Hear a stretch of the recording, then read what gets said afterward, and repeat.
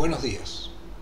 Esta es la clase número 15 del módulo 3 del curso Química Biológica para las Ciencias Médicas. Este es un curso organizado por el Departamento de Docencia del Centro Universitario de Estudios Medioambientales de la Facultad de Ciencias Médicas de la Universidad Nacional de Rosario. En la clase de hoy continuaremos con el tema mutaciones.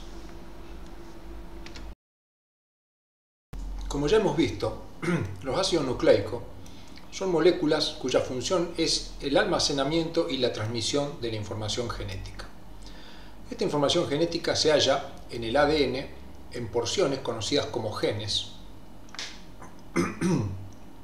Esta información es la que sirve para construir la estructura primaria de una proteína que le otorgará una cierta función celular. Por motivos moleculares se puede producir cambio en esta información, que lleva el nombre de mutación. Las mutaciones son cambios que pueden ocurrir básicamente de dos formas, de forma silenciosa o de forma no silenciosa. La mutación silenciosa es aquella que no lleva a cambios en la estructura primaria, mientras que la mutación no silenciosa sí lleva a cambios en la estructura primaria que se pueden traducir en cambio en la función celular. En tal caso tendremos lo que se conoce como una proteína mutante. Es importante resaltar en este momento que una proteína mutante no quiere decir que no funciona, puede tener funcionamientos distintos a lo que es la proteína nativa de esa especie o de ese individuo, y la proteína que acarrea una mutación en algunas situaciones puede desempeñar mejor la función celular que la proteína anterior.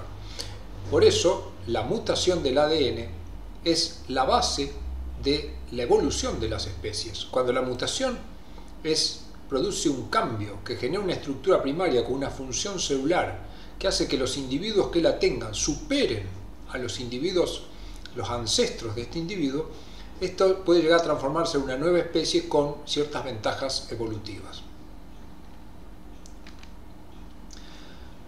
Comencemos a analizar este complejo cuadro. Acá tenemos el código genético que ya hemos visto, organizado de una manera donde esta es la primera base, esta es la segunda base y esta es la tercera base de cada codón.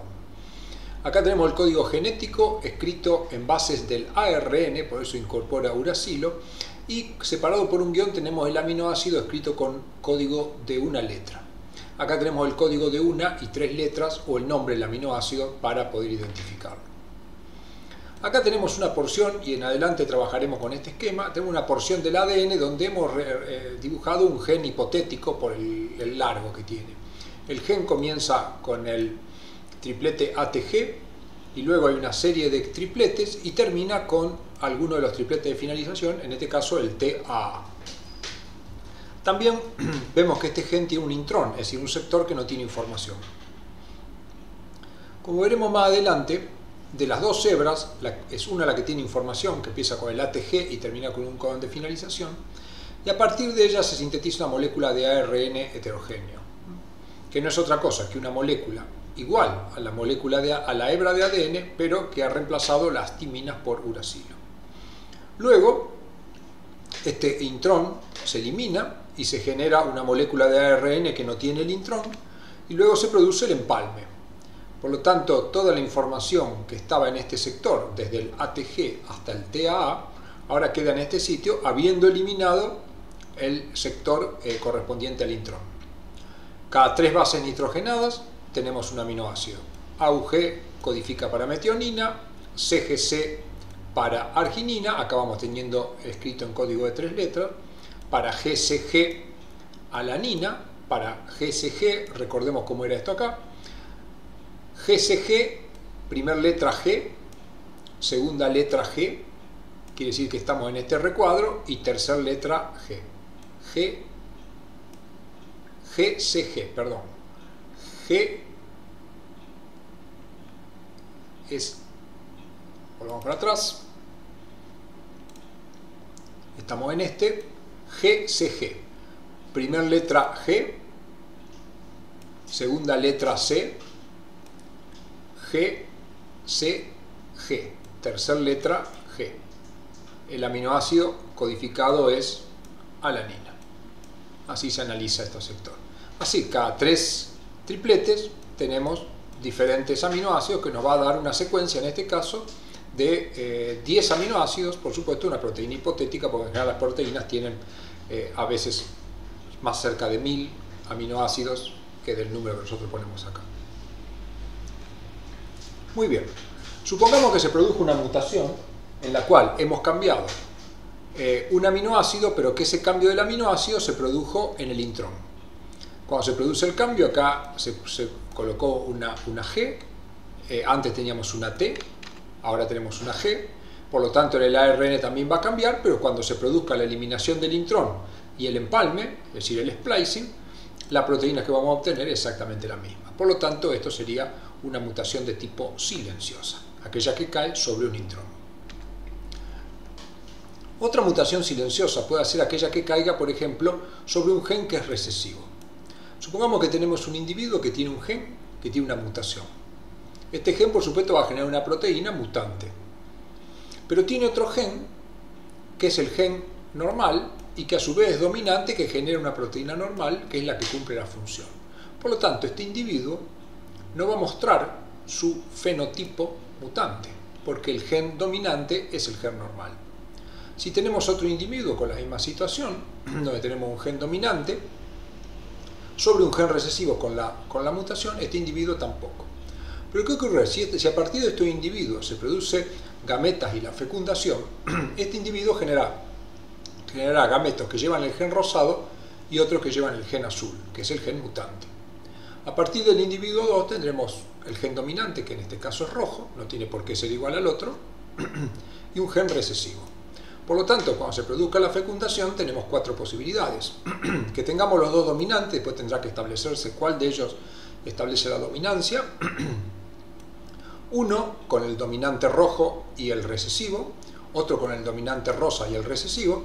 Por lo tanto, en ninguna de estas 3 posibilidades se manifestará la proteína mutante. Pero ¿qué ocurre si se produce la fecundación entre las gametas que llevan el gen recesivo de un progenitor y el gen recesivo de otro? Tendremos un individuo que tiene los dos alelos recesivos y por lo tanto se expresará la proteína con el gen mutante. Por lo tanto, en muchas circunstancias, la mutación que había ocurrido son mutaciones silenciosas porque no aparecen, pero pueden aparecer en situaciones especiales. Otra situación es cuando la mutación, es decir, el cambio de la base, ocurre en el promotor. Recordemos brevemente, el ADN tiene sectores que se denominan genes, donde está la información para la síntesis de una proteína. Y promotores, que son sectores que, por la unión de factores transcripcionales, puede activar o inhibir el funcionamiento de un gen. Si la mutación ocurre en el promotor, por supuesto, la secuencia de base del gen no se altera. Esto dará origen a ARN mensajero y una proteína donde la secuencia de aminoácidos es exactamente la misma que de una persona, de un individuo que no ha sufrido mutación. Sin embargo, en estos casos la mutación puede hacerse perceptible. ¿Por qué?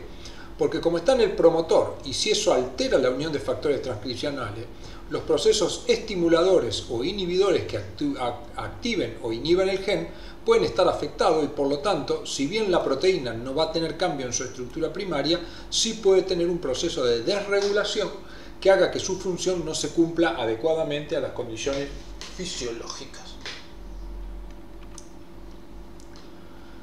Volvamos al ejemplo que teníamos recién. Entonces veamos otra situación. Acá tenemos el gen, acá tenemos el ARN y acá tenemos el trozo de ARN luego de haber eliminado el intrón y producido el empalme y la proteína que se sintetiza.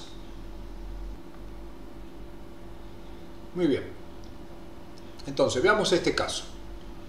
Acá tenemos un triplete donde tenemos GCG. GCG que codifica por alanina. Si ahora se produce una mutación donde en lugar de G hay citosina, el triplete ahora es GCC. GCC sería esta situación y sigue siendo alanina. Por lo tanto, en este caso tenemos ya un cambio, una mutación en una base del ADN, de la zona de exones que contiene información, pero el cambio del codón cambió de un codón que era el GCG por el GCC. donde, como podemos ver, codifica el mismo aminoácido por la característica del código genético de ser degenerado. Por lo tanto, esto también es una mutación silenciosa, en la cual, si se produce el cambio de una base, habitualmente la tercera base de los codones, esto puede generar que ese cambio pase desapercibido y que no haya cambio en la estructura primaria, porque los dos codones, el original y el mutado, codifican por el mismo aminoácido. Veamos ahora una mutación donde se codifica otro aminoácido. Acá tenemos la forma natural que hemos planteado, donde tenemos el ADN, el ARN, el ARN luego del splicing y la secuencia. Supongamos que ahora hay un cambio de una citosina por una guanina. Es decir, vemos acá, donde acá había citosina, ahora hay guanina. Por lo tanto, en el ARN va a haber guanina. ¿Qué ocurre? El triplete CGC que tenemos acá, que codificaba a arginina, ahora al ser GGC codifica por glicina. Entonces acá sí tenemos un cambio en la estructura primaria, donde el cambio puede llegar a ser dramático porque hemos cambiado de un aminoácido que en su cadena lateral tiene carga positiva por glicina, que es un aminoácido cuya cadena lateral es neutra. Bien, veamos otro caso de mutación puntual que genera lo que se llama codones de finalización. Acá tenemos nuestra estructura con la que siempre trabajamos, los 10 aminoácidos generados a partir de los 10 codones del RNA mensajero. Supongamos que tenemos una mutación donde una adenina es cambiada por una timina. Es decir, acá lo vemos. Acá había una adenina, ahora cambia por una timina. Por supuesto, también cambia en el complementario. En el ARN, acá aparecerá un uracilo, pero ¿qué ocurre? Luego de la eliminación del intrón y el empalme, acá nos queda un triplete que es el UAG, que el UAG es uno de los 3 tripletes que son de finalización. Si buscamos acá, acá tenemos UAG, acá lo tenemos en rojo, es un triplete de finalización. Por lo tanto, cuando se sintetice la proteína, se sintetizará con los 4 codones que tenemos y formará una proteína que, si bien tiene la misma estructura primaria que la estructura original, se corta en este sitio por el codón de finalización. Por lo tanto, la proteína va a tener la misma estructura, pero los últimos 6 aminoácidos se van a perder y tendremos una proteína truncada, como se llama, con menor cantidad de aminoácidos. Veamos ahora el caso de mutaciones de inserción, en el cual ingresa una base en la secuencia. Acá tenemos nuestra estructura básica que hemos planteado y ahora se inserta una adenina. Supongamos que se insertó acá, a continuación del tercer codón. Al insertarse en este sitio, vamos a tener un RNA que va a tener ahí una adenina y luego del splicing también. Pero ¿qué ocurre acá? Acá tenemos el código genético. El primer codón, AUG, codifica por metionina, por lo tanto en la cadena polipeptídica tendremos metionina. El segundo codón, CGC, si lo buscamos acá, CGC, es R, acá tenemos, y que corresponde a arginina. El tercer codón, GCC, corresponde a alanina, y el cuarto codón, fíjese qué es lo que ocurre acá. Acá el cuarto codón era este. Pero ¿qué ocurre? Al haber insertado uno, ahora se corre el marco de lectura y en lugar de leerse estos 3, se inserta A y se utiliza G y C, que tenemos acá, para constituir el codón. Por lo tanto, ahora AGC, corresponde a S, que es una serina. Y ahora queda todo corrido el marco de lectura, porque en lugar de leerse el codón que correspondía a UAG, ahora se lee el GUA. Si venimos acá, GUA corresponde a valina. Y así sucesivamente. Si vamos leyendo cada uno de los codones, vemos que va correspondiendo a aminoácidos distintos. Vemos este, corresponde a una glicina, y el último, AUC, corresponde a una isoleucina. Y acá ya terminaría, nos queda una sola base. Lo que podemos ver es interesante. Como acá la inserción se produjo a partir del tercer codón, vemos que los 3 primeros aminoácidos son exactamente los mismos. Pero de ahí en adelante podemos ver que hay muy poca coincidencia. Por ejemplo, esta alanina ha sido reemplazada por serina, la lisina ha sido reemplazada por valina. La glicina afortunadamente quedó igual que glicina, pero la prolina cambió a alanina, la treonina a histidina, esta glicina quedó igual por coincidencia únicamente, y la serina fue reemplazada por isoleucina. Por lo tanto, en general, cuando se insertan o se produce la delesión de una base, en general los cambios son mucho más dramáticos que si se producen transiciones o inversiones, es decir, donde una base es reemplazada por otra. Para terminar con el tema, veamos una homología. Supongamos que queremos leer un mensaje encriptado. Y acá nos han mandado este texto donde hay un mensaje encriptado. Pero nosotros conocemos el código de lectura. El código de lectura tiene 3 pasos. En primer lugar, el mensaje comienza con la palabra 1. Se lee de a 3 letras, muy parecido al código genético, y termina con la palabra fin.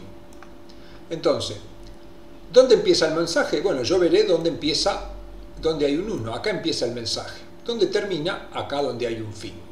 Quiere decir que el mensaje es toda esta zona. Como se lee de a 3 letras, el mensaje dice 1 más 1, 2, aunque 1 por 1, 1. Es un mensaje matemático, con poco conocimiento de álgebra es fácil de entenderlo.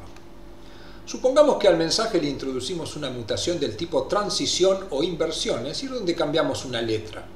Pero seguimos utilizando el mismo código. Acá yo resalté en rojo el cambio de la letra.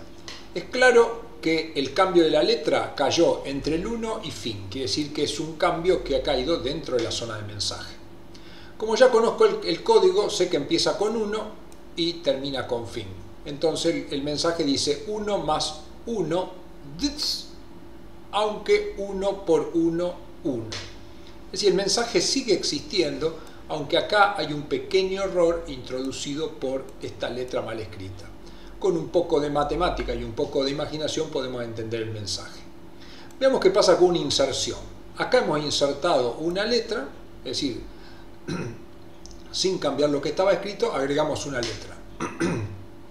Acá termina el mensaje, acá comienza, lo que quiere decir que estamos afectando de alguna manera el mensaje. Entonces lo leemos, sé que empieza con 1 y se lee de a 3 letras. 1 más 1, 2, aunque 1 por 1, utn. Acá hubo un cambio y también lo podemos leer. Pero veamos una mutación del mismo tipo, pero ahora donde la inserción la hemos colocado acá. Sabemos que comienza en 1 y sabemos que termina en fin. Copio el mensaje y lo leo de a 3 letras. 1, sum más sum, o 2 sau, y no puedo leer absolutamente nada. Lo que vemos es que insertar una letra muy cerca del inicio nos arruinó todo el mensaje porque lo tenemos que leer de a 3 letras. Lo mismo ocurre si se produce una delesión. De acá sacamos una conclusión. Tanto las inserciones como las deleciones son tanto más dañinas cuando están más cercanas del principio. Y acá veremos una delesión donde sacamos 3 letras. Sacamos 3 letras, el mensaje dice 1, 1, 2, aunque 1, 1, 1 por 1, 1.